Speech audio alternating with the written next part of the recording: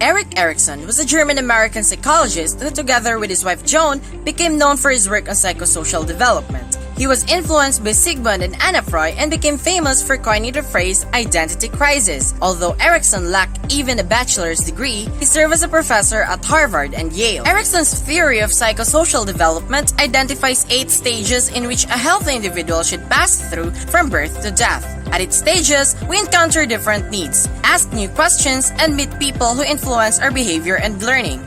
Trust versus mistrust. As infants, we ask ourselves if we can trust the world and we wonder if it's safe. We learn that if we can trust someone now, we can also trust others in the future. If we experience fear, we develop doubt and mistrust. The key to our development is our mother.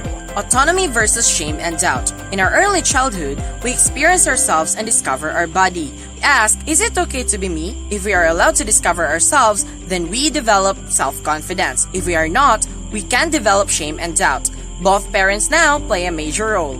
Initiative versus guilt. In preschool, we take initiative, try out new things, and learn basic principles like how round things roll. We ask, is it okay for me to do what I do? If we are encouraged, we can follow our interest. If we are held back or told that what we do is silly, then we can develop guilt. We are now learning from the entire family. Industry versus inferiority. Now we discover our own interests and realize that we are different from others. We want to show that we can do things right.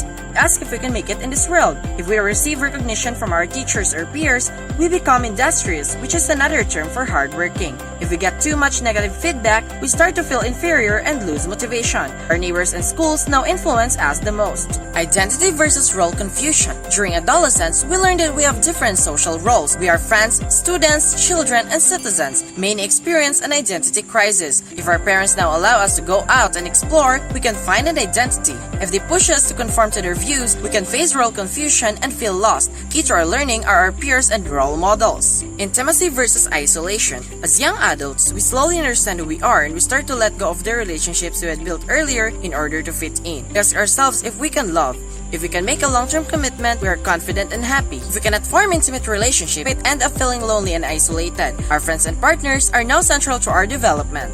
Generativity versus stagnation. When we reach our 40s, we become comfortable, use our leisure time creatively, and maybe begin contributing to society. Our concern is generativity. If we think that we are able to lead the next generation into this world, we are happy. If we did not resolve some conflicts earlier, we become pessimistic and experience stagnation. People at home and at work are now who influence us the most. Ego integrity versus despair. As we grow older, we tend to slow down and begin to look back over our lives. We ask, how have I done? If we think we did well, we develop feelings of contentment and integrity.